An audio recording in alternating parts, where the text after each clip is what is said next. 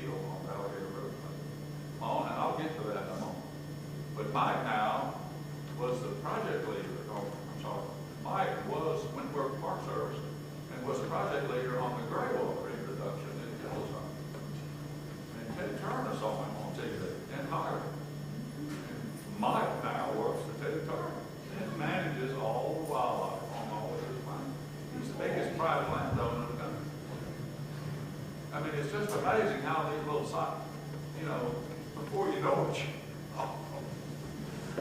anyway, you know, I'll get to my kid.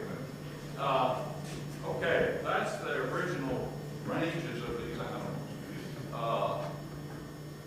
That's the three, what we thought were the three subspecies of the red wolf. But again, the very last population was found in right down on the Louisiana, Texas line, in the Sabine River Passage. Now, the last wolf killed in North Carolina was in 1905, and over near Rome. That was the last wolf that we have records of.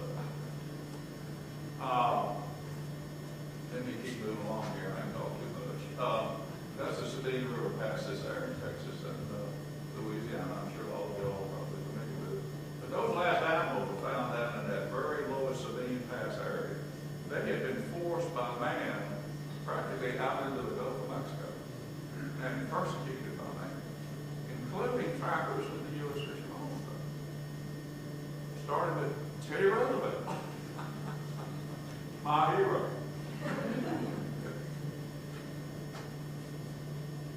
John and Judy, that was two of the original 17 animals.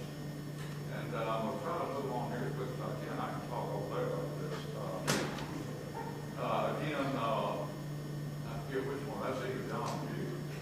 They were taken to, that's a great world. John and Judy were two of the animals taken out of that 17 original group and taken to Bull's Island, South Carolina, which is a national wildlife refuge. I know where Bull's Island, north of Charleston. Those animals were taken there and put in a pen, and that was the start of our wild captive breeding program. And that is a gray wolf. You can tell the difference. Gray wolf's a big animal. In Alaska, they can get up to 170 pounds. I mean, they're very formidable animals. In Yellowstone National Park, they could take an elk down in 5 minutes. And almost eat him in 5 minutes. It's just now the hunters out there that are elk hunters, they think, this is the worst thing that ever happened. Was because the elk were going out of Yellowstone and into adjacent facilities on private lands and Forest Service lands, where they were hunted legally. Now the wolf county went in there, started eating. Anyway, I don't want to get nothing more about it. The only thing we could do back in those days was use morphology to separate out wolves and coyotes. Obviously, the wolf was a bigger animal, but we had a set of keys that we used to eliminate wolves, and just you could get red wolves, and eliminate coyotes, you get just red wolves. And again, that was just the way it was done by morphology. We didn't have the DNA and all this good stuff we got today. All we had were, a roof, and I was ear, leg, foot, and so forth. That's how we got the 17 original animals. Now that's John and Judy.